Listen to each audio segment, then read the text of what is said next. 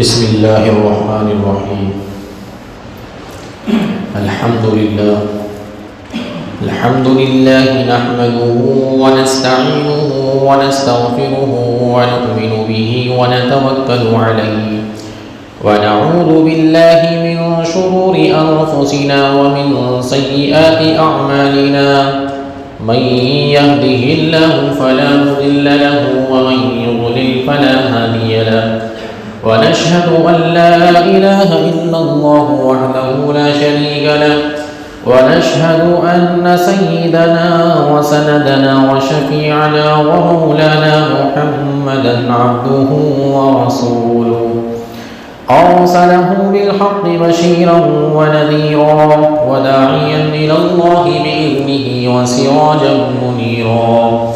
أما بعد فأعوذ بالله من الشيطان الرجيم بسم الله الرحمن الرحيم اتل ما أوحي إليك من الكتاب وأقم الصلاة إن الصلاة تنهى عن الفحشاء والمنكر ولذكر الله أكبر والله يعلم ما تصنعون وقال رسول الله صلى الله عليه وسلم من ترك الصلاة متعمدا فقد كفر أو كما قال عليه الصلاة والسلام. معزز و مکرم مصلیان کرام، آج کے اس ٹاپک میں اور اس موضوع میں ہم اور آپ کی ایک بہت بڑی کوتاہی اور لاپرواہی ہے جس کی طرف آپ حضرات کی توجہ متوجہ کرانا چاہتا ہوں تاکہ وہ کوتاہی وہ غفلت ختم ہو جائے. وہ کوتاہی وہ غفلت کیا ہے؟ وہ ہے تمام نمازوں میں عمومی طور پر اور فجر کی نماز میں خصوصی طور پر غفلت، سستی اور کوتاہی. جو لوگ 4 وقت کی نمازیں پابندی کے ساتھ اہتمام کے ساتھ پڑھتے ہیں، مرد بھی اور خواتین بھی، وہ حضرات نماز فجر میں بڑی لاپرواہی، کوتاہی، غفلت اور سستی دکھاتے ہیں. حالانکہ یہ بات بھی مسلم ہے کہ نماز فجر کا وقت سستی کا وقت ہے، نیند کا وقت ہے، کاہلی کا وقت ہے اور مشقت اور تکلیف کا باعث بھی ہے. صبح کو آدمی نیند قربان کر کے اٹھتا ہے تو یقیناً بلا شبہ تکلیف ہوتی ہے، ناگواری بھی ہوتی ہے، اور نیند کو قربان کرنا یہ بھی آسان نہیں ہوتا ہے. لیکن یہ بات بھی سوچنے سمجھنے کی ہے کہ جس عمل میں جتنی زیادہ مشقت ہوتی ہے، جس عمل میں جتنی زیادہ ناگواری ہوتی ہے، جس عمل میں جتنی زیادہ تکلیف ہوتی ہے، اللہ تبارک و تعالیٰ کی طرف سے اس عمل پر ملنے والا اجر و ثواب بھی بہت زیادہ ہوتا ہے. یہی وجہ ہے کہ فجر کی نماز باجماعت ادا کرنے پر جو اجر و ثواب بیان کیا گیا وہ دوسری نمازوں کے مقابلے میں بہت زیادہ ہے. اللہ کے نبی علیہ الصلوۃ والسلام ارشاد فرماتے ہیں کہ جس شخص نے نماز عشاء جماعت کے ساتھ ادا کی اس کو آدھی رات جاگنے کا ثواب مل جائے گا، اور جس نے فجر کی نماز ادا کی گویا کہ آدھی رات کا ثواب مل جائے گا. یعنی جس نے عشاء کی نماز اور فجر کی نماز ادا کی، یہ شخص ایسا ہے جیسا کہ اس نے پوری رات ہی عبادت میں گزار دی. آپ دیکھیں کہ فجر کی نماز یقیناً وہ جو وقت ہے غفلت، سستی، کاہلی کا ہے، تکلیف کا ہے، ناگواری کا ہے. لیکن اگر کوئی شخص اپنی نیند کو قربان کر کے اور وضو کر کے مسجد کی طرف قدم بڑھائے اور باجماعت نماز ادا کرے، اللہ تبارک و تعالیٰ کی طرف سے اتنے اجر و ثواب سے اس کو نوازا جائے. اور آپ یہ بھی سوچئے کہ ہم اور آپ کے لیے تو تمام رات جاگنا اور عبادت کرنا ان مخصوص راتوں میں بھی بڑا مشکل ہوا کرتا ہے جو خاص طور پر عبادت کی رات ہی سمجھی جاتی ہے، جیسے شب برات ہے، شب عید ہے، شب بقرہ عید ہے، اور اسی طریقے سے شب قدر ہے۔ یہ رات عبادت کی رات کہلاتی ہیں، اور ان راتوں میں جا کر عبادت کرنا اللہ تبارک و تعالیٰ کا گویا کہ قرب حاصل کرنا، اور اللہ تبارک و تعالیٰ کی طرف سے اتنے اجر و ثواب سے نوازا جانا ہے۔ لیکن پھر بھی ہم لوگوں سے ان راتوں کے اندر جو مخصوص عبادت کی راتیں کہلائی جاتی ہیں ان میں جاگنا ہمارے اور آپ کے لیے مشکل ہوتا ہے۔ ویسے عام دنوں میں تو ساری رات جاگے گا کون، لیکن اللہ تبارک و تعالیٰ کی رحمت دیکھیے کہ جس بندے نے عشاء کی نماز ادا کی، جس بندے نے فجر کی نماز ادا کی، گویا کہ یہ پوری رات ہی عبادت کرنے والوں میں لکھا جائے گا۔ یہ کیا کوئی معمولی ثواب ہے، یہ کیا کوئی کم ثواب ہے کہ عمل تھوڑا سا کیا اور اس کی طرف اللہ تعالیٰ کی طرف سے اجر و ثواب سے اتنا زیادہ نوازا گیا بندے کو۔ تو میرے محترم بزرگ و عزیز دوستو، ہم یہ سوچیں کہ جو حضرات عشاء کی نماز، مغرب کی نماز، عصر اور ظہر کی نماز اہتمام کے ساتھ، پابندی کے ساتھ ادا کرتے ہیں، اور جس طریقے سے یہ 4 نمازیں فرض ہیں، اسی طریقے سے یہ حضرات نماز فجر کو بھی فرض سمجھے اور اس کے اہتمام کی طرف بھی توجہ دلائیں، اپنی بھی توجہ اس کی طرف مبذول کریں اور گھر والوں کی توجہ بھی اس کی طرف مبذول کرائیں، اس لیے کہ گھر والوں کی ذمہ داری بھی ماں باپ کی ہے، اولاد کی ذمہ داری بھی والدین کی ہے، بیوی کی ذمہ داری بھی شوہر کی ہے، اس لیے کہ ہر اس شخص سے اپنے ماتحت کے بارے میں سوال کیا جائے گا۔ کلکم راع وکلکم مسئول عن رعیتہ، تم میں کا ہر آدمی ذمہ دار ہے، نگراں ہے، اور اس سے اس کی رعیت کے بارے میں، اس کے ماتحت لوگوں کے بارے میں سوال کیا جائے گا۔ شوہر اگر یہ سمجھے کہ میں تو نمازی ہوں اور بیوی نماز نہیں پڑھتی لیکن کبھی اس کو ٹوکتا نہیں ہے تو سوال کیا جائے گا۔ بچے نماز نہیں پڑھتے، آپ صبح کو جو ہے سویرے بیدار ہو کر کے اور نماز فجر کے لیے مسجد کا رخ کرتے ہیں لیکن بچوں کو نہیں جگاتے، آپ سے سوال کیا جائے گا اس کے متعلق۔ تو ہر آدمی ذمہ دار ہے میرے محترم بزرگ و عزیز دوستو۔ جس طرح 4 ٹائم کی نمازیں ہم پابندی کے ساتھ پڑھتے ہیں، اسی طریقے سے فجر کی نماز بھی پابندی کے ساتھ ادا کرنے والے بنے، اس لیے کہ حدیث پاک کے اندر آتا ہے، اللہ کے نبی علیہ الصلوۃ والسلام ارشاد فرماتے ہیں کہ جس نے فجر کی نماز ادا کی گویا کہ وہ اللہ کی ذمہ داری میں آ جاتا ہے، اللہ تعالیٰ ذمہ دار ہے، اس کی حفاظت بھی فرمائیں گے اور اس کے دن بھر کے تمام کاموں کے اندر اللہ تعالیٰ سہولت اور آسانی بھی پیدا فرما دیں گے، اس کے تمام کام دن بھر کے اس کو بہت ہی ایزی لگیں گے، بہت ہی آسان لگیں گے کرنے میں۔ اور جو آدمی فجر کی نماز نہیں پڑھے گا، ایک تو اس کی زندگی کے اندر برکت نہیں آئے گی، اس کے دن بھر کے کاموں کے اندر مشکلات اور حالات بھی آ سکتے ہیں، اور حالات اور مشکلات کا سامنا بھی اسے بندے کو کرنا پڑ سکتا ہے، کیونکہ اللہ تعالیٰ اس کا ذمہ دار ہے ہی نہیں، یہ بندہ اللہ تعالیٰ کی ذمہ داری سے نکل گیا۔ کیوں؟ اس لیے کہ اس نے فجر کی نماز چھوڑ دی۔ اس لیے فجر کی نماز یقیناً غفلت اور نیند کا یہ وقت ہے، لیکن اگر ہم اپنی نیند قربان کر کے اور غفلت اور سستی کو اتار پھینک کر کے نماز فجر کے اہتمام کی طرف متوجہ ہوں گے اور مسجد کی طرف لپکیں گے تو اللہ تبارک و تعالیٰ کی طرف سے ملنے والا اجر و ثواب یقیناً بہت زیادہ ہوگا۔ اللہ تعالیٰ کی طرف سے انسان کی حفاظت کے لیے فرشتے بھی مقرر ہیں۔ بعض فرشتے وہ ہیں، بعض روایتوں میں منقول ہے کہ فرشتے انسان کے دل کے اندر نیک جذبات، نیکی کے جذبات ڈالتے ہیں، نیک کاموں کی طرف اس کے دل کے اندر رغبت پیدا کرتے ہیں، شوق پیدا کرتے ہیں۔ جیسے مثال کے طور پر اذان ہوئی تو فرشتوں کی طرف سے دل میں ڈالا جائے گا جو ہے اذان ہو گئی اور نماز پڑھنا فرض ہے، اس لیے مسجد کی طرف دوڑو، مسجد کی طرف لپکو، نماز کا اہتمام کرو، نماز پڑھو۔ تو بعض فرشتوں کی طرف سے انسان کے دل کے اندر نیکی کے جذبات ڈالے جاتے ہیں، اور شیطان کی طرف سے برائیوں کے جذبات انسان کے اندر ڈالے جاتے ہیں دل کے اندر۔ اس لیے میرے محترم بزرگ و عزیز دوستو، اگر انسان چاہتا ہے کہ میں اللہ تعالیٰ کی حفاظت میں آ جاؤں اور اللہ تعالیٰ میرا محافظ بن جائے تو بھی اس کو نماز فجر کا اہتمام کرنا پڑے گا۔ پھر آپ یہ بھی تو سوچیں کہ نماز فجر ثواب کے اعتبار سے بڑی عظیم ہے اور عظمت کے اعتبار سے بہت عظیم ہے۔ ثواب کے اعتبار سے تو آپ نے سن لیا، اب عظمت دیکھو اس کی، دنیا کے اندر سب سے پہلے فجر کی نماز ہی ادا کی گئی ہے۔ حضرت آدم علیہ السلام کو جب جنت سے نکالا گیا، دنیا کے اندر بھیجا گیا، تو جب وہ دنیا میں تشریف لائے اس وقت رات چھائی ہوئی تھی، رات کا اندھیرا تھا، ہر طرف تاریکی ہی تاریکی تھی۔ حضرت آدم علیہ السلام یہ منظر دیکھ کر کے گھبرا گئے، یار یہ دنیا اتنی تاریک اور اتنی اندھیری ہے جی، یہاں پر روشنی کا نام و نشان نہیں ہے، تو یہاں پر باقی زندگی کس طریقے سے گزاروں گا میں؟ بڑی ٹینشن ہوئی ان کو، بڑی الجھن ہوئی اور گھبرا گئے کہ باقی زندگی کیسے گزاروں گا اس دنیا کے اندر، بڑی تاریک ہے تو۔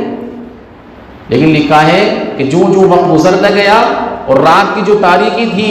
وہ چھٹتی گئی اور اندھیرا چھٹتا گیا اور دن کا چاندنا نمودار ہوتا گیا، روشنی آتی گئی، تو حضرت آدم علیہ السلام نے اس وقت سورج نکلنے سے پہلے 2 رکعت نماز ادا فرمائی تھی۔ ایک رکعت تو رات کی تاریکی اور اندھیرے کے جانے کے شکرانے میں، ایک رکعت دن کے اجالے کے آنے کے شکرانے میں، کہ اللہ تیرا شکر ہے رات کی تاریکی اور اندھیرا چلا گیا، یا اللہ تیرا شکر ہے دن کا اجالا آ گیا۔ تو 2 رکعت حضرت آدم علیہ السلام نے ادا فرمائی۔ اللہ تعالیٰ کو ان کی یہ 2 رکعت اتنی پسند آئی کہ امت مسلمہ پر جی سورج نکلنے سے پہلے فجر کی نماز کو فرض فرما دیا گیا۔ تو دیکھو اس کی عظمت کتنی اونچی ہے کہ دنیا کے اندر سب سے پہلے نماز فجر ہی ادا کی گئی ہے۔ اس لیے بھائیو اس کی طرف زیادہ ہمیں اہتمام کرنے کی ضرورت ہے۔ یہ بھی دیکھیں آپ کہ اللہ تعالیٰ کی طرف سے انسانوں کی حفاظت کے لیے ملائکہ مقرر ہیں۔ اگر یہ ملائکہ مقرر نہ ہو انسانوں کی حفاظت کے لیے تو لکھا ہے کہ جنات، شیاطین، سانپ، بچھو وغیرہ وغیرہ موذی جانور اور تکلیف دینے والے یہ مخلوق انسانوں کی بوٹی بوٹی کر ڈالے، انسانوں کا قیمہ بنا ڈالے، اگر اللہ تعالیٰ کی طرف سے یہ ملائکہ حفاظت کے لیے مقرر نہ ہو۔ بعض فرشتے وہ ہیں جو انسان کی آگے سے، پیچھے سے، دائیں بائیں، اوپر نیچے سے حفاظت فرماتے ہیں۔ آپ نے نہیں سنا جی، بعض انسان کہتے ہیں کہ بھائی میں گاڑی پر سوار ہو کے جا رہا تھا، میرے ساتھ اور بھی لوگ تھے جی، ایکسیڈنٹ ہوا بڑا خطرناک، باقی سب مر گئے اور میں بال بچ گیا۔ تو یہ جو بال بچ گئے، یہ جو اللہ تعالیٰ کی طرف سے ملائکہ مقرر ہیں حفاظت کے لیے، وہ انسان کو بچا لیتے ہیں۔ کہتے ہیں کہ بالکل بال بچ گیا، میری جو ہے جان نکلنے میں بھی کوئی کمی اور کوئی کسر باقی نہیں تھی، لیکن میں بچ گیا۔ تو یہ اللہ تعالیٰ کی طرف سے جو پہرے دار اور جو حفاظتی فرشتے اور ملائکہ مقرر ہیں، اللہ تعالیٰ کی طرف سے وہ انسان کی حفاظت فرماتے ہیں۔ لیکن جب تقدیر کا لکھا ہوا وہ پورا ہو جاتا ہے اور سامنے آ جاتا ہے تو یہ فرشتے بھی اپنا حفاظتی پہرا جو ہوتا ہے وہ ہٹا لیتے ہیں۔ اسی طریقے سے اللہ تعالیٰ کی طرف سے انسان کی نیکیاں لکھنے والے فرشتے مقرر ہیں، جن کو کرامن کاتبین کہتے ہیں۔ دائیں کاندھے پر بیٹھے ہوئے ہیں، بائیں پر بیٹھے ہوئے ہیں۔ دائیں والا فرشتہ وہ اللہ تعالیٰ نے امیر بنایا، اس کو بائیں والے فرشتے پر امیر بنایا، وہ مامور ہے، یہ امیر ہے۔ یعنی بائیں والا فرشتہ وہ کوئی بھی بات لکھنے سے پہلے وہ دائیں والے سے پوچھتا ہے پہلے کہ لکھوں نہ لکھوں، اور دائیں والا وہ امیر ہے، اس کو پوچھنے کی ضرورت نہیں ہے۔ لکھا ہے کہ اگر کوئی انسان نیکی کا ارادہ کرتا ہے، اس نیکی کے ارادہ کرنے پر وہ دائیں والا فرشتہ جو ہے اس کی طرف سے ایک نیکی لکھ دیتا ہے، صرف ارادہ کرنے پر، اور اگر کر لے گا وہ نیکی تو 10 گنا لکھتا ہے، اس کا 10 گنا لکھتا ہے اس کا۔ لیکن اگر وہ انسان کوئی گناہ کرنے کا ارادہ کرتا ہے، وہ بائیں والا پوچھتا ہے کہ لکھوں بھائی، وہ کہتے ہیں نہیں ابھی گناہ کیا کہاں ہے اس نے، ابھی گناہ نہیں کیا، اس لیے لکھنے کی اجازت نہیں ہے۔ پھر اگر وہ کوئی گناہ کر لیتا ہے، ایک تو یہ کہ گناہ کا ارادہ کیا لیکن کیا نہیں، لیکن اگر کوئی گناہ کر لیا، وہ کہتا ہے اب تو لکھ لوں اس نے گناہ کر لیا، کہتا ہے ابھی ٹھہر جا ذرا، ٹھہر جا، ہو سکتا ہے یہ توبہ کر لے، پھر توبہ کرنے کے بعد تجھے اس گناہ کو مٹانا پڑے گا،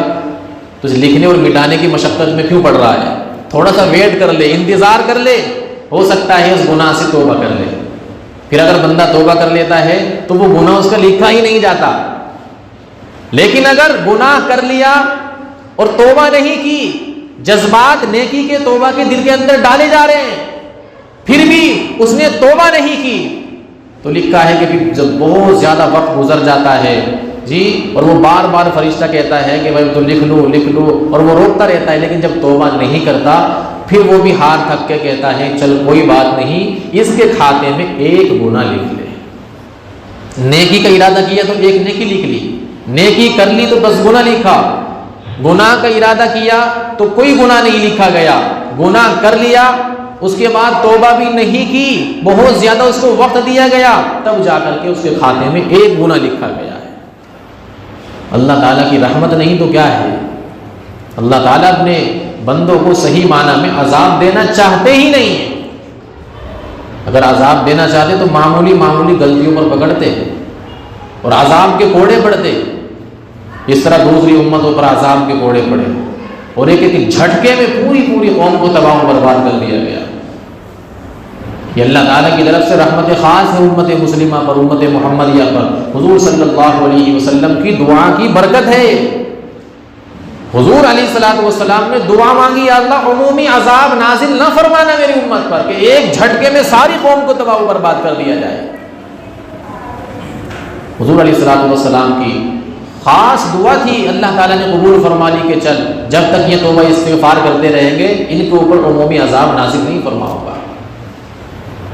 توبہ استغفار کرنے سے کوئی گناہ کیا تو وہ گناہ بالکل صاف ہو جاتا ہے۔ حدیث میں فرمایا گیا التائب من الذنب کمن لا ذنب له، کہ گناہ سے توبہ کرنے والا ایسا ہے جیسا کہ اس نے کبھی گناہ کیا ہی نہیں تھا، اور فرمایا کل بنی آدم خطاء وخیر الخطائین التوابون، تمام بنی آدم خطا کار ہیں، گنہگار ہیں، لیکن سب سے بہترین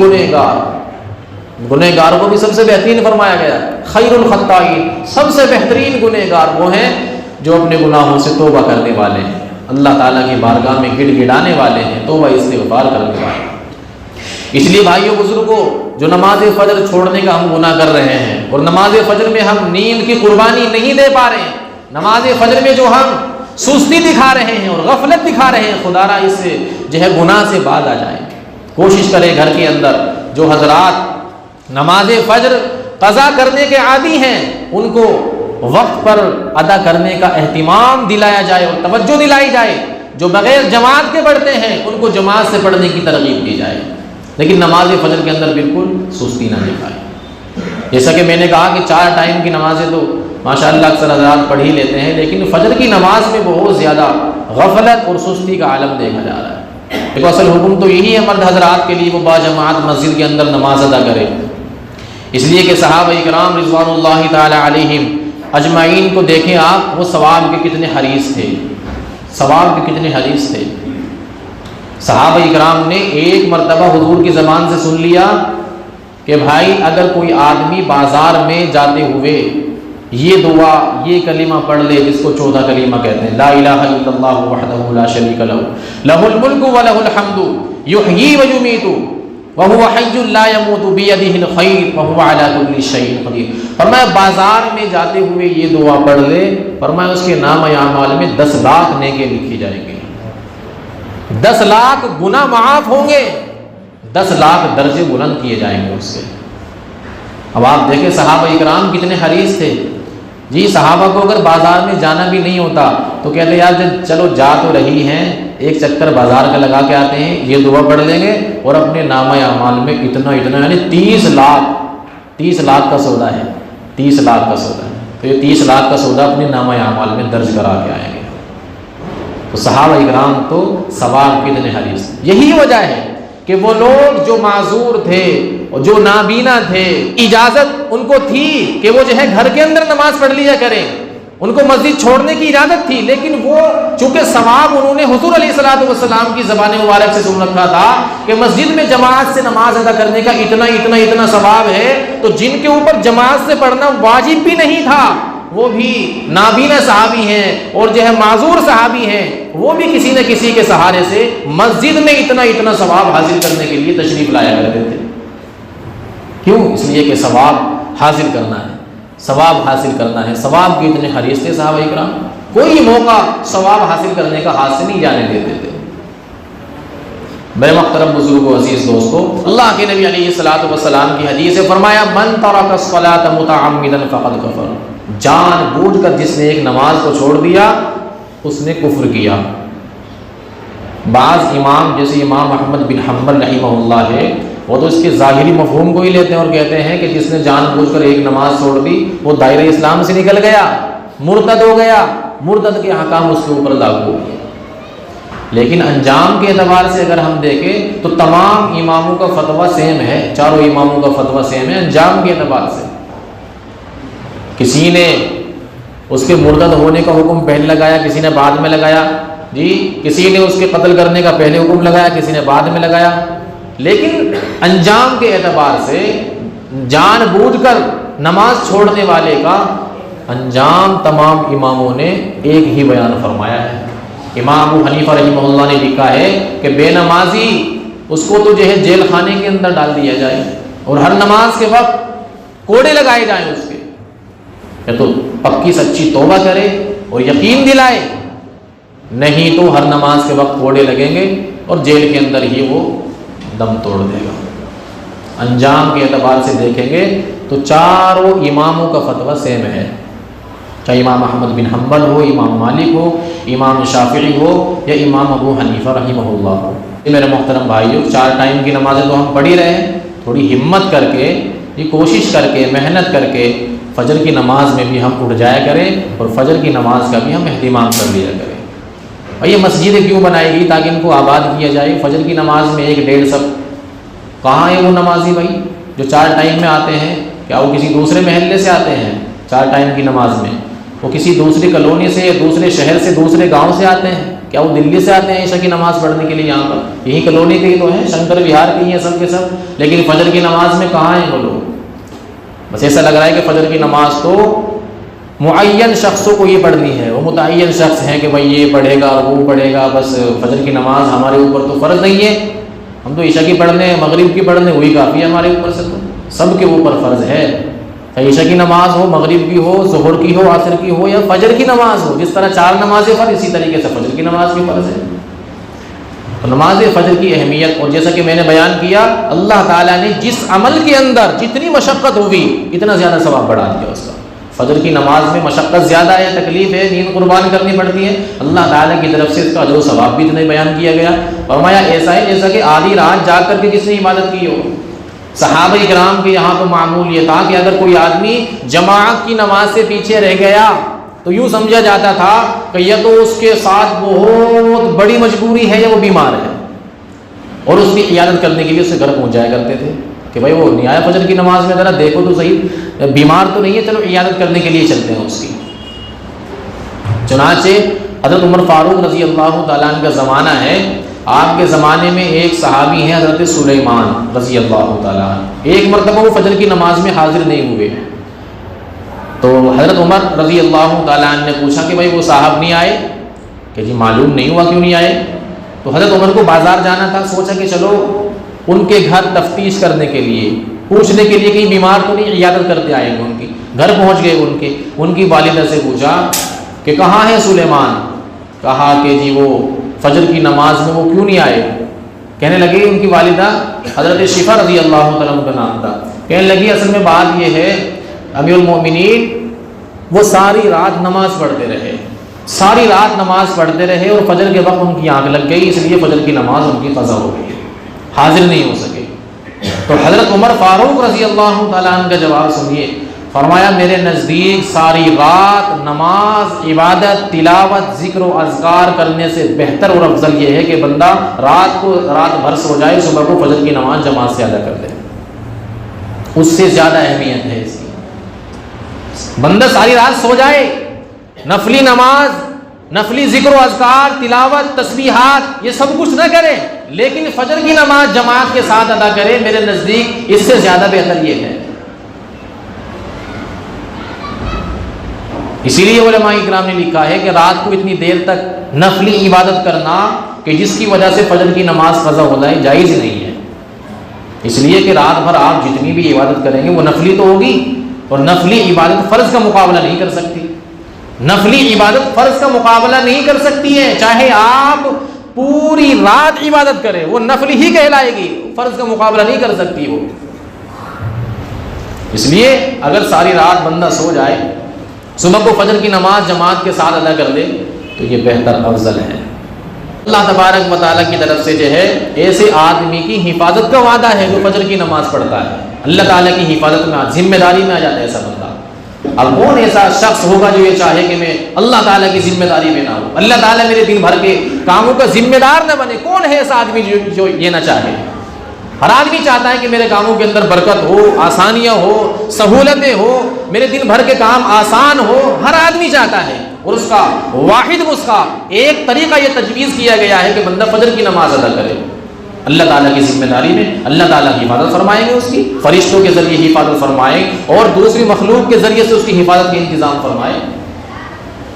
جیسا کہ حضرت مالک بن دینار رحمۃ اللہ علیہ کہتے ہیں، بہت بڑے بزرگ گزرے ہیں، کہتے ہیں ایک مرتبہ دریا کے کنارے پر تھا اور میں نے دیکھا کہ وہاں سے ایک بچھو رینگتا ہوا آ رہا ہے دریا کی طرف۔ جیسے ہی وہ دریا کے پاس آیا میں نے سوچا یہ دریا کے اندر چلے گا کیسے، تو ڈوب جائے گا، لیکن میں نے دیکھا وہاں پر ایک کچھوا دوڑتا ہوا آیا اور اس بچھو نے چھلانگ لگا کر کے وہ کچھوے کے اوپر سوار ہو گیا اور کچھوا اس کو لے کر کے دوڑنے لگا دریا کے اندر، اور وہ دوڑتا دوڑتا اس کو جو ہے تیراتا ہوا وہ لے گیا دریا کے اس کنارے۔ کہنے لگے کہ میرے اندر بھی ایک تجسس پیدا ہو گیا کہ میں دیکھوں تو صحیح اصل میں یہ جا کہاں رہا ہے۔ کہتے میں نے بھی ایک کشتی کرایہ کر لی اور ان کے پیچھے پیچھے میں بھی چل لیا کہ دیکھو تو ذرا جائے گا کہاں یہ۔ دیکھا کہ دریا کے اس کنارے پر اس کو بچھو کو اس نے اتار دیا اور پھر وہ کچھوا جو ہے اپنا راستے ہو لیا۔ وہ بچھو پھر دوڑنے لگا، آگے کی طرف بڑھنے لگا، میں اس کے پیچھے پیچھے کہ دیکھو جاتا کہاں ہے۔ دیکھا کہ ایک درخت ہے، درخت کے نیچے ایک شخص ہے، شراب پینے والا شرابی ہے اور شراب کے نشے میں مست پڑا ہوا ہے، جس کو کوئی بھی جو ہے خیال نہیں ہے، کوئی بھی خبر نہیں ہے، وہ مست پڑا ہوا ہے، ایک دم سو رہا ہے شراب کے نشے میں۔ اور اسی کے پاس ایک بڑا سا کالا ناگ، کالا سانپ بھی پھن پھیلائے ہوئے کھڑا ہوا ہے، جو اس کو کاٹنے کی اور ڈنک مارنے کی فراق میں تیار ایک دم مستعد ہے۔ چنانچہ کہتے ہیں وہ بچھو دوڑتا ہوا اس سانپ کے قریب گیا اور اس کو سانپ کو اس نے ڈنک لگایا، وہ ڈنک لگتے ہی سانپ تڑپنے لگا اور تھوڑی دیر میں وہ مر گیا، اور وہ بچھو اپنا کام کر کے پھر اپنے راستے ہو لیا، وہ چلا گیا واپس۔ کہنے لگے میں اللہ تعالیٰ کی قدرت پر میں بڑا حیران ہوا کہ یا اللہ تو نے اپنے بندوں کی حفاظت کا کیسا کیسا انتظام فرمایا اور تو نے کیسی کیسی مخلوق کو بندوں کی حفاظت میں لگایا ہوا ہے۔ کہتے اللہ تعالیٰ کی اس عجیب قدرت پہ میں بڑا حیران ہوا۔ کہنے لگے میں اسی حیرانی کے عالم میں نے اس شرابی کو اٹھایا اور اس کو کہا کہ تو اللہ تعالیٰ کی نافرمانی کر کے، شراب پی کر کے، اللہ تعالیٰ کی حرام کی ہوئی چیز کو استعمال کر کے یہاں مست پڑا ہوا سو رہا ہے جی، اور اللہ تعالیٰ نے تیری حفاظت کا کتنا عجیب و غریب انتظام فرمایا، ایک بچھو کے ذریعے سے آج تیری جان بچا لی اللہ تعالیٰ نے۔ میں نے اس کو سارے حالات، سارے واقعہ بتایا تو وہ بندہ جو ہے رونے لگا، میں اللہ تعالیٰ کے اتنا نافرمان، میں اللہ تعالیٰ کی اس قدر نافرمانی میں ڈوبا ہوا، اور وہ مالک مجھے کھلا بھی رہا ہے، پلا بھی رہا ہے، اور میری حفاظت کا عجیب و غریب انتظام بھی فرما رہا ہے، وہ میں پھر جو ہے شراب پی کر کے اس کی کہتے ہیں میں نے جو ہے مالک بن دینار کہتے ہیں اس بندے نے اسی وقت کہا کہ میں آپ کے ہاتھ پر توبہ کرتا ہوں، بیعت کرتا ہوں کہ آج کے بعد اللہ تعالیٰ کی کوئی نافرمانی نہیں کروں گا۔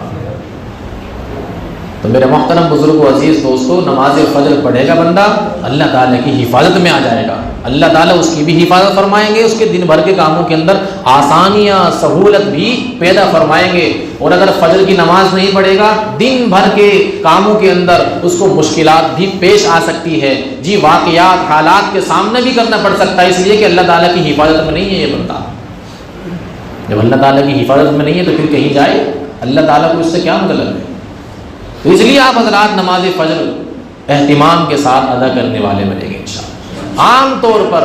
نماز فجر ہماری جو چھوٹتی ہے اور جو قضا ہو جاتی ہے جی، جماعت نکل جاتی ہے، عام طور پر اس کی اور بنیادی طور پر کئی وجوہات ہیں اس کی۔ سب سے پہلی وجہ تو یہ ہے کہ ہم لوگ آج کل دیر سے سونے کے عادی ہو گئے ہیں، ہمارا معمول جو ہے وہ رات کو دیر سے سونے کا بن گیا ہے۔ انسان کی جسمانی صحت ٹھیک رہے تو کم سے کم جو ہے وہ 6 گھنٹے آدمی سو لے تو اس کی نیند پوری ہو سکتی ہے۔ تو زیادہ چھوٹی عمر کے ان کے لیے 8 گھنٹے اور اس سے بڑی عمر کے ان کے لیے 7 گھنٹے، اور زیادہ بڑی عمر کے ان کے لیے 6 گھنٹے سونا صحت کے لیے مفید ہے، اور ان کی نیند 6 گھنٹے میں پوری ہو سکتی ہے۔ اگر آدمی 6 گھنٹے کی نیند لے تو وہ آسانی کے ساتھ صبح کو فجر کی نماز میں اٹھ سکتا ہے۔ جیسے آج کل گرمیوں کا زمانہ ہے تو تو نماز فجر ادا کرنے کے لیے انسان 5 بجے اٹھ جائے، 5:30 بجے لگ بھگ فجر کی نماز ہو رہی ہے، 5 بجے اٹھ جائے تو اس کے لیے ضروری ہے کہ یہ بندہ رات کو 11 بجے سوئے بھی۔ جب 11 بجے سوئے گا تو صبح کو پھر 5 بجے اٹھ سکتا ہے 6 گھنٹے کی نیند لے کر کے۔ اور اگر یہ سوئے گا رات کو 1 بجے 2 بجے 2:30 بجے تو بتائیے اس نے جو ہے، اور پھر اس کے ساتھ ساتھ جو ہے کھانا بھی بہت لیٹ ہو رہا ہے، کھانا بھی جو ہے کوئی 12 بجے کھا رہا ہے، کوئی 12:30 بجے، کوئی 11:30 بجے، اور پھر اس کے بعد فوراً سو جاتے ہیں۔ تو کھانے کا جو خمار ہوتا ہے وہ بڑا زبردست ہوتا ہے، پیٹ بھر کے بندہ ایک مرتبہ کھا لے تو اس کا جو خمار ہے پھر وہ 5-6 گھنٹے سے پہلے اترتا نہیں ہے۔ اور جو بندہ 1 بجے 12 بجے کھانا کھائے گا، بتائیے وہ 5 بجے فجر کی نماز میں کیسے اٹھے گا؟ اس لیے کہ اس نے نیند کی ٹیبلیٹ اندر ڈال لی، اور جب نیند کی ٹیبلیٹ اندر ڈال لی تو بتائیے وہ کہاں اٹھے گا پھر؟ تو اس لیے میرے محترم بزرگوں، عزیز دوستو، سب سے پہلا کام تو ہمیں یہ بنانا ہے اور ہمیں یہ روٹین بنانا ہے کہ ہمیں رات کو جلدی سونے کا اہتمام کرنا ہے۔ ایک مرتبہ تمام افراد مل کر کے گھر کے جب یہ مشورہ کر لیں گے، طے کر لیں گے کہ بھائی روزانہ 10:30 بجے 10 بجے لاسٹ 11 بجے بتی بند ہو جائے کرے گی اور سب کے سب لوگ سوئیں گے، اس لیے کہ صبح کو فجر کی نماز کے لیے اٹھنا ہے۔ اور اس کا برعکس بھی دیکھیں، اگر کسی بچے کو اسکول جانا ہے، کالج جانا ہے جی، اور اس کا فکس ٹائم ہے کہ 8 بجے آپ کو انٹری کرنی ہے اسکول کے اندر، کالج کے اندر، تو بتائیے والدین کتنے اہتمام کے ساتھ اس کو اٹھاتے ہیں، بیٹا سو جاؤ صبح کو اسکول جانا ہے۔ کبھی ہم نے یہ نہیں کہا بیٹا جلدی سو جاؤ صبح کو فجر کی نماز پڑھنی ہے، اس لیے کہ ہماری قدریں بدل گئی ہیں، ہمارے معمولات بدل گئے ہیں، ہماری باتیں چینج ہو گئی۔ ڈیلی بچوں کے کان میں ایک بات پڑے گی کہ بھائی جلدی سو جاؤ صبح کو اسکول جانا ہے، صحیح ٹائم پر اسکول کے اندر انٹری کرنی ہے، تو پھر وہ اسکول کا تو پابند بنے گا، نماز کا پابند نہیں بنے گا۔ اور اگر آپ ڈیلی اس کو اس کا پابند بنائیں کہ بیٹا جلدی سو جاؤ صبح کو فجر کی نماز پڑھنی ہے، تو انشاءاللہ پھر وہ دھیرے دھیرے اسی روٹین پر، اسی عادت پر آئے گا کہ فجر کی نماز پڑھنی ہے صبح۔ اس لیے کہ ہم نے بچوں کو عادی ہی نہیں بنایا اس چیز کا، اسکول کا عادی بنایا ہے، صبح کو ٹائم پر اٹھے تاکہ اسکول ٹائم سے پہنچ سکے، اس کا عادی بنایا ہے، نماز فجر کا عادی نہیں بنایا۔ یہی وجہ ہے کہ ہمارے بچوں کی تربیت کے اندر کمی رہ جاتی ہے، پھر وہ بڑے ہو کر کے جب نافرمان بنتے ہیں، پھر جو ہے کبھی کسی مولوی کے پاس، کسی عامل کے پاس، کبھی کسی تانترک کے پاس وہ تعویذ لینے کے لیے چکر لگائے جاتے ہیں کہ ہمارا بچہ جو ہے وہ لائن پہ آ جائے، ہماری بات ماننے لگ جائے، سدھر جائے۔ بھائی جب اس کا ٹائم تھا سدھار کا، اس کا ٹائم تھا تربیت کرنے کا، جب اس کا ٹائم تھا اللہ کا فرما بردار بنانے کا، تب آپ نے نہیں بنایا تعویذ گنڈوں سے، وہ تعویذ ڈوروں سے، تانترک کے منتروں سے وہ کیسے فرما بردار اور تربیت یافتہ بن جائے گا؟ تو شیطان نے الٹی پٹی پڑھائی ہوئی ہے۔ بعض لوگ عاملوں کے پاس چکر لگاتے ہیں، کسی کا یہاں پر اولاد نہیں ہو رہی تو کہتے ہیں کہ وہ فلاں پیر صاحب کے پاس چلے جاؤ اور جو ہے آپ کو اولاد مل جائے گی، فلاں پیر صاحب کے پاس چلے جاؤ اولاد مل جائے گی۔ وہ پیر صاحب بھی ایسے ہی ہوتے ہیں کہ ایسی پٹی گول مول پڑھائیں گے، صاف بات وہ بھی نہیں کرتے۔ جیسے ایک جگہ کا واقعہ لکھا ہے کہ ایک صاحب جو ہے ان کی شادی کو کافی ٹائم ہو گیا تھا، اولاد نہیں ان کے یہاں پر۔ اب وہ ایک پیر صاحب کے پاس پہنچے کہ جناب اولاد نہیں ہو رہی ہے، جی ہو جائے گی، کہ جی کیسے ہوگی؟ کہ بس وہ اتنے روپے جمع کرو لا کر کے، اور جی فلاں جگہ کی راکھ لاؤ، اور فلاں جگہ کی مٹی لاؤ، اور فلاں درخت کی جڑ کا پانی لاؤ، اور یہ لاؤ اور وہ لاؤ، بس جو ہے ہو جائے گی۔ کہ جی کیا ہوگا؟ بیٹا ہوگا یا بیٹی ہوگی؟ بیٹا نہ بیٹی۔ کیا مطلب ہوا؟ کہ جی بس کہہ دیا، آگے مت پوچھنا، بیٹا نہ بیٹی۔ کیا مطلب ہوا اس کا جی؟ اب یہ جو نہ ہے نا، اس کو کبھی آگے لگائے گا کبھی پیچھے لگائے گا۔ مطلب اگر اتفاق سے اس کے یہاں پر ہو گیا بیٹا تو اس کو نہ کو لگا دے گا پہلے، کہ میں نے تو پہلے ہی کہا تھا کہ نہ بیٹی، یعنی بیٹی نہیں ہوگی بیٹا ہوگا، نہ بیٹی یعنی بیٹی نہیں ہوگی بیٹا ہوگا، نہ بیٹی۔ اچھا جی، اور اگر بیٹا ہو گیا تو اس کو نہ کو لگا دے گا بعد میں، ہم نے تو کہا تھا آپ کو۔ اور اگر کچھ بھی نہیں ہوا تو کہہ دے گا نہ کو دونوں جگہ فٹ کر دے گا کہ نہ بیٹی نہ بیٹا، کہ ہم نے تو پہلے ہی کہا تھا کہ نہ بیٹی ہوگی نہ بیٹا ہوگا۔ تو اس طرح کی گول مول بات کر کے سیدھے سادے عوام کو پھنساتے ہیں، اور پھر ان سے جو اپنی جیبیں بھرتے ہیں اور الو سیدھا کرتے ہیں اپنا۔ ایک پیر صاحب تھے، انہوں نے جو ہے لوگوں کو اتنا گمراہ کیا، اور لوگ بھی جو ہے وہ بلا دلیل کے اور گمراہ ہو جاتے ہیں۔ چنانچہ وہ ان کے پاس گئے اور جا کر کے پیر صاحب سے کہنے لگے کہ جی ہم نے یوں سنا ہے کہ آپ پل صراط سے ہمیں ایسے ہی گزروا دو گے، بہت آسانی ہے، اور بہت آسان راستہ ہے آپ کے لیے، ہاتھ پکڑ کر کے ایسے ہی ہمیں پار کرا دو گے پل صراط سے کہ جی یہ تو میرے بائیں ہاتھ کا کھیل ہے، پل صراط پہ سے میں ایسے ہی گزروا دوں گا آپ کو، چٹکیوں کا کھیل ہے میرا یہ تو، کہ جی اچھا میرا دل یہ کر رہا ہے پیر صاحب کہ میری اتنی جگہ پڑی ہوئی ہے وہ میں آپ کے نام کر دوں، آپ نے تو میرا دل خوش کر دیا ہے کہہ کر کے ہم تو بڑے گنہگار ہیں، ہمارے ذہنوں کے اندر تو یہ بات بیٹھی ہوئی تھی کہ ہم تو بخشے ہی نہیں جائیں گے، مغفرت ہی نہیں ہوگی، آپ نے تو مسئلہ سارا حل کروا دیا، ہم نے تو یوں سنا تھا کہ پل صراط جو ہے اس کا راستہ وہ بال سے باریک تلوار سے تیز ہے، آپ نے تو سارا مسئلہ ہی حل کر دیا، پل صراط سے گزر گئے تو بس جنت میں ہی پہنچ گئے۔ کہنے لگے بائیں ہاتھ کا کھیل ہے میرا، کہنے لگے جی میری اتنی زمینیں پڑی ہوئی ہیں ذرا کھیتوں کی، میں چاہتا ہوں کہ ان میں سے ایک آدھ آپ کے نام کر دوں میں، چلو آپ ایک نظر ڈال لو ان پہ چل کر کے، دیکھ تو لو ذرا آپ کی سمجھ میں کون سی آئے گی۔ وہ کھیتوں میں لے گیا پیر صاحب کو، اب وہ جو راستے پہ چلنے کے لیے وہ ڈولے بنی ہوئی ہوتی ہے، گزرنے کے لیے ڈولے بنی ہوئی ہوتی ہے، ڈول بناتے ہیں، پتہ نہیں ڈول کہتے ہیں کیا کہتے ہیں، وہ کھیتوں کے درمیان چلتے ہیں، راستہ سا جو ہوتا ہے اس کو جی مینڈ، کہنے لگے پیر صاحب اس کو چلنا پڑے گا، پھر وہ پلوٹ آپ کو آگے ملے گا۔ اب وہ پیر صاحب اس مینڈ پہ چلنے لگے تو کبھی ادھر لڑ کے، وہ کبھی ادھر لڑ کے، کبھی ادھر لڑ کے، کبھی ادھر لڑ کے، وہ سیدھا پہ چلا ہی نہیں گیا، وہ پیچھے سے ماری لات ہو تو کہنے لگا مینڈ پہ تو چلا نہیں جا رہا، پل صراط سے چلے گا تو۔ سمجھ میں آ گئی میری بات کہ تمہارا یہ دھندا ہے خالی عام لوگوں کو بہکانے کے لیے، عام لوگوں سے فراڈ کرنے کے لیے اور اپنی جیبیں بھرنے کے لیے۔ جس بندے پہ اس راستے پر معمولی سے راستے پر نہیں چلا جا رہا، وہ پل صراط سے مجھے کیسے گزروا دے گا اور وہ خود کیسے کامیاب ہو جائے گا۔ تو میرے محترم بزرگ و عزیز دوستوں، تو اس طرح کے معاملات اور اس طرح کے دھندے لوگوں نے بنائے ہوئے ہیں جیبیں بھرنے کے لیے۔ آپ حضرات جو ہیں سترک رہیں ان معاملات سے، اور اللہ تعالیٰ ہے بھائی بیٹا دینے والے، بیٹی دینے والے۔ اللہ تعالیٰ نے قرآن میں فرمایا نا، یَهَبُ لِمَن یَشَاءُ إِنَاثًا وَيَهَبُ لِمَن یَشَاءُ الذُّكُورَ، اللہ تعالیٰ جس کو چاہتا ہے وہ مذکر اولاد دیتا ہے، جس کو چاہتا ہے مؤنث اولاد دیتا ہے۔ وَيَجْعَلُ مَن يَشَاءُ عَقِيمًا، اور اللہ تعالیٰ جس کو چاہتا ہے بانجھ رکھ دیتا ہے، بے اولاد بنا دیتا ہے۔ تو یہ تو اللہ تعالیٰ کے ہاتھ میں ہے، اللہ تعالیٰ سے مانگنا چاہیے، اللہ تعالیٰ ہے دینے والے۔ تو بات یہ چل رہی تھی میرے محترم بزرگ و عزیز دوستوں کہ نماز فجر میں ہم کیسے اٹھیں، تو اس کے لیے کچھ جو ہے ہم ایسے اسباب اختیار کریں، جیسا کہ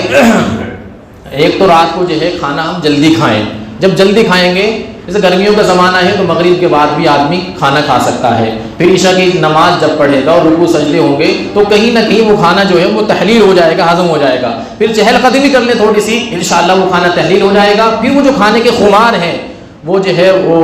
نیند زیادہ انسان کے اوپر غالب نہیں کرے گا اور انسان کے لیے نماز فجر میں اٹھنا آسان ہو جائے گا۔ رات کا کھانا کم کھائیں، اور ایک بات پر یہ عمل کریں کہ رات کو جیسے گھر کے اندر کوئی بڑا بوڑھا ہوتا ہے یا گھر کا بڑا ہوتا ہے اور وہ جو ہے صبح کو جلدی اٹھنے کا عادی ہوتا ہے، گھر کے اندر ایک آدمی ضرور ہوتا ہے جو صبح کو سویرے اٹھنے کا عادی ہوتا ہے، تو اس کو بول کر کے سوئیں کہ بڑھنی صبح کو آپ جلدی اٹھ جاؤ گے تو فجر کی نماز کے لیے مجھے بیدار کر دیں، اور اگر میں نہ اٹھوں تو میرے منہ پر ٹھنڈے ٹھنڈے پانی کے چھینٹے مار دینا۔ اب یہ ٹھنڈے پانی کے چھینٹے اتنا زیادہ کام کرتے ہیں کہ کیا الارم آپ کو اٹھائے گا جو ٹھنڈے پانی کے چھینٹے آپ کو اٹھا دیں گے۔ ٹھنڈے پانی کے چھینٹے ایک آدھ لوٹا بھر کے ڈال دو، ساری نیند فر ہو جائے گی، ختم ہو جائے گی، اور فجر کی نماز میں یہ بندہ بہت آسانی کے ساتھ مسجد کی طرف لپک کر کے چلے گا۔ اور ایک بات یہ کہ سارے کام آپ نے کی، الارم بھی لگا لیں۔ بعض لوگ تو جو ہے وہ تیز الارم سے اٹھنے کے عادی ہوتے ہیں، بعض وہ ہلکے پھلکے سے اٹھ جاتے ہیں، تو جو تیز الارم سے اٹھنے کے عادی ہیں وہ تھوڑا سا تیز لگا لیں، اور جو کم اٹھنے کے عادی ہیں وہ تھوڑا ہلکا لگا لیں۔ لیکن ایک کام یہ بھی کریں کہ موبائل کو یا جس چیز میں الارم لگا رہے ہیں اس کو تھوڑا سا اپنے سے دور رکھیں۔ نہیں صبح کو الارم بولتا ہے نا، وہ آنکھوں جو ہے نیند کی حالت میں اس کو وہیں سے بند کر کے اور پھر جو ہے وہ نیند کی حالت میں چلے جاتے ہیں، تو ایسا کریں کہ اتنا دور رکھیں الارم کو کہ اس کو بند کرنے کے لیے آپ کو اٹھنا ہی پڑے، کھڑا ہونا پڑے بستر سے، تاکہ جب اٹھیں گے کھڑے ہوں گے تو پھر نیند اپنا بھی ادھر جائے گی آپ کی۔ اور اسی طریقے سے یہ ساری چیزیں آپ کر لیں تو سورہ کہف کی آخر کی 4 آیتیں، ان الذین آمنوا وعملوا الصالحات کانت لہم جنات الفردوس نزلا، یہاں سے لے کر کے سورت کے آخر تک 4 آیتیں، یہ آیت پڑھ کے سوئے جو اس وقت اٹھنے کی نیت کریں گے۔ علماء نے لکھا ہے کہ ان آیتوں کے اندر یہ تاثیر ہے کہ بندہ جس وقت اٹھنے کی نیت کرے گا ایٹومیٹک اس کی آنکھ کھل جائے گی۔ تو انشاءاللہ ان تمام باتوں پر عمل کریں تو فجر کی نماز میں اٹھنا ہم اور آپ کے لیے سب کے لیے آسان ہو جائے گا۔ اللہ تعالیٰ عمل کی توفیق عطا فرمائے، وما علینا الا البلاغ۔